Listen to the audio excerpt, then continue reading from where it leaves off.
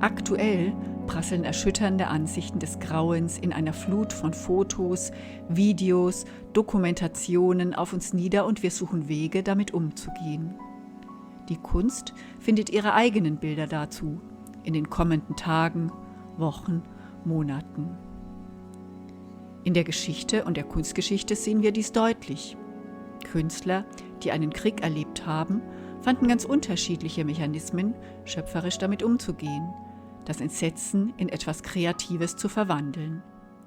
Viele suchen, ob ganz tief im Inneren oder im Äußeren, ihr Arkadien.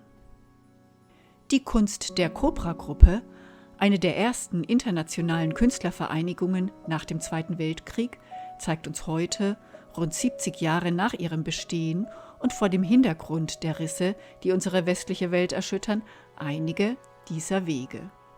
Cobra hatte sich in der Folge mehrerer Vereinigungen junger Künstler in Holland und Dänemark formiert, mit einem Manifest, das am 8. November 1948 im Pariser Café Notre Dame unterschrieben wurde. Dort trafen die Belgier Joseph Noiret und Christian d'Autremont, die Holländer Karel Appel, Constant und Corneille sowie der Däne Asger Jorn aufeinander und gründeten die Gruppe Cobra. Der Name ist ein Akronym der Herkunftsstädte der Begründer: Kopenhagen, Brüssel, Amsterdam. Das Logo Sinnbild der gefährlichen Schlange. Als erste europäische Avantgarde-Bewegung nach dem Krieg wurde Cobra schnell zum Sammelbecken unterschiedlichster Ideen und Intentionen. Vom Podium für eine erneuerte sozialistische Revolution bis hin zur Befreiung der Kunst von jeglicher Zweckdienlichkeit und Individualisierung. Was die Schriftsteller und Literaten einte, war ihr Verlangen nach einem Aufbruch, das brennende Gefühl der Freiheit, die Suche nach dem Abenteuer. Die gemeinsame, länderübergreifend herausgegebene Zeitschrift Reflex zeigt diese Fülle deutlich. Auch die beiden Ausstellungen, die die Gruppe 1948 im Stedelijk Museum in Amsterdam und 1951 im Palais des Beaux-Arts in Brüssel verwirklichte, bevor sie sich kurze Zeit später auflöste, zeugen davon. Schnell ist die Gruppe gewachsen auf zeitweise über 50 Mitglieder, die in mehr oder weniger lockerer Verbindung zueinander standen. 13 davon versammeln sich in unserer Ausstellung rund um Corneille. Die Dänen Egil Jacobsen, Mogens Balle, Karl-Henning Pedersen und Asger Jorn, die Holländer Karel Appel, Theo Wolvekamp, Eugen Brands, Loosebert, die Belgier Christian d'Autremont, Pierre Alechinsky, die Franzosen Jean-Michel Atlan und Jacques Doucet. 4 Künstler dieser bisweilen chaotisch disparaten Bewegung möchte ich hier hervorheben. Sie sind wichtiger Teil unserer Galeriearbeit und in dieser Ausstellung verkörpern sie in ihren Lebenswegen und in ihrer Kunst diese unterschiedlichsten Aspekte. Asger Jorn als Visionär einer Überwindung der Grenzen zwischen Kunst und Leben. Loosebert als bildgewaltiger Maler der Conditio Humana. Mogens Balle als noch zu entdeckender abstrakter Surrealist und schließlich Corneille, der Poet, der Träumer, ein unerschütterlicher Optimist. Asger Jorn war neben Christian d'Autremont der intellektuelle Kopf der Bewegung. Dem Kommunismus nahestehend sprengte er alle Grenzen der Kunst. Er war auch nach Cobra ein charismatischer, genialer Netzwerker und brachte Künstler aus ganz Europa zusammen. Nicht zuletzt, seit er sich von Dänemark über Paris und die Schweiz im italienischen Albisola nahe Genua niederließ. Sein künstlerisches Credo war das Experiment, das sich in alle Richtungen ausbreitete. In der Zeichnung und in der Decollage, in der Keramik und der Druckgrafik, im Film, letztendlich aber immer auch in der Malerei. Dass Fernand Léger in Paris sein Lehrer war, sieht man an dem 1937 entstandenen kleinen, unbetitelten Gemälde.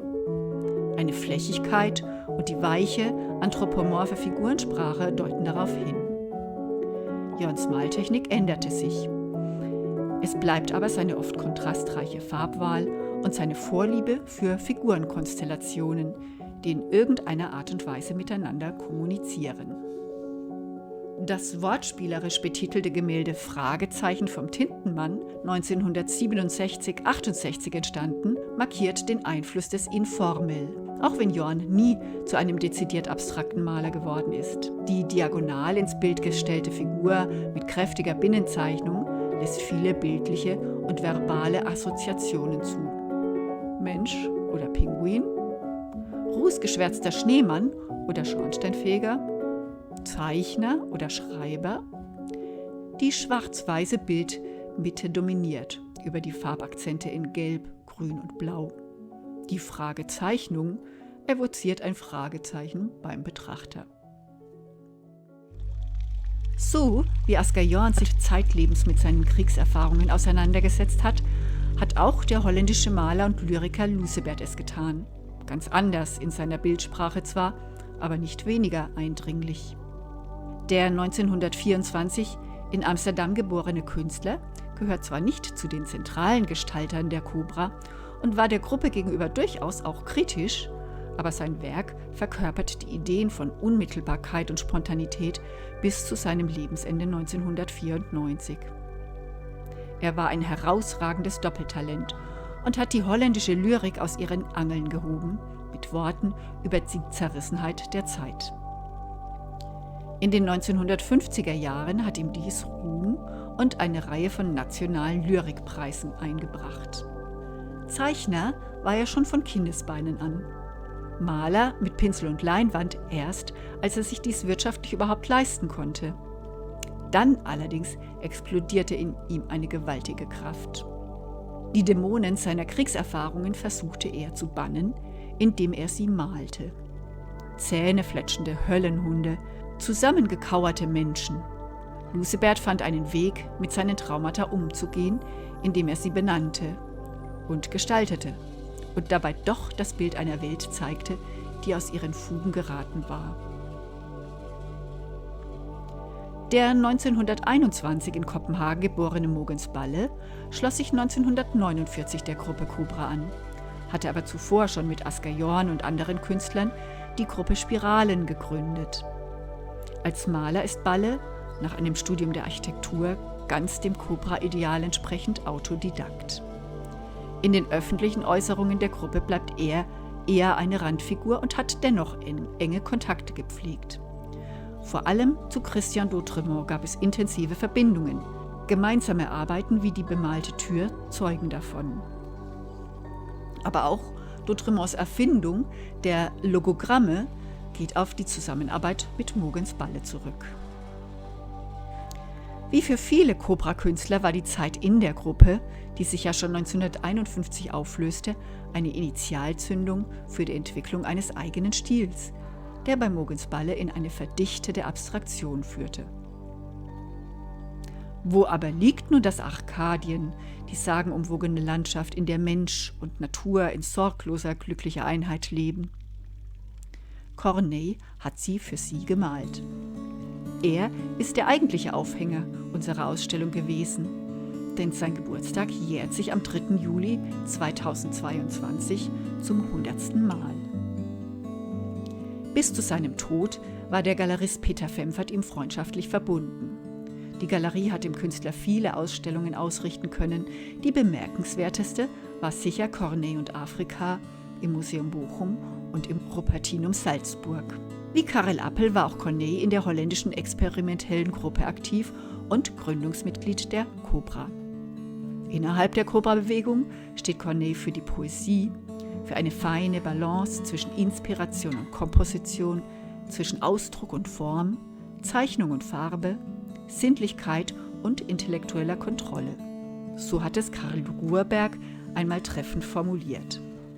Schon 1948 reiste Corneille erstmals nach Afrika, nach Tunesien, später nach Algerien, ins Hoggar-Gebirge und zu weiteren Städten.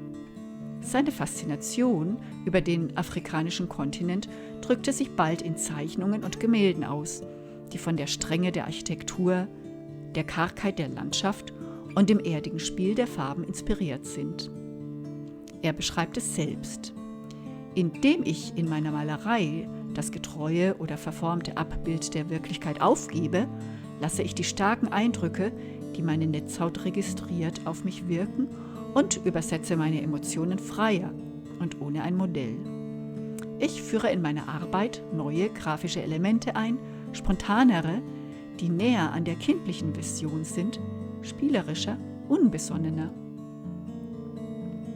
Corneilles künstlerische Entwicklung pendelt von der reduzierten Figuration eines Miro, Klee und Picasso zur Abstraktion, zu den Landschaften aus der Vogelperspektive bis hin zu einer Wiederentdeckung der Figur in den 1960er Jahren. Paradiesische Szenen werden seine Narration, bevölkert von runden Frauen voller Sinnlichkeit, Tieren, Pflanzen unter wärmender Sonne. Corneille bemerkt dazu, diese Elemente haben ein jedes eine feste Bedeutung und bilden ein Ganzes, wie die Sterne am Himmel. Das heißt, diese Elemente finden ihren beinahe natürlichen Platz, so empfinde ich es jedenfalls. Diese Formen sind suggestiv, suggerieren etwas. Es sind nicht bloß gemalte Flächen, sondern bedeutungtragende Formen, die sich ins Bildfeld einschreiben. So wie ein Firmament, wie die Kometen, die Sterne, den Mond und die Sonne sich in den Himmel einschreiben. Ganz natürlich. All seine Details fügen sich zu einem Teppich lebensbejahender Symbole, die universell auf der ganzen Welt verstanden werden. Corneilles Arkadien, seine Welt voll Frieden, Freiheit, Freude, ist überall. Das gilt bis zu seinem Lebensende. Und das gilt auch hier für uns in die Galerie.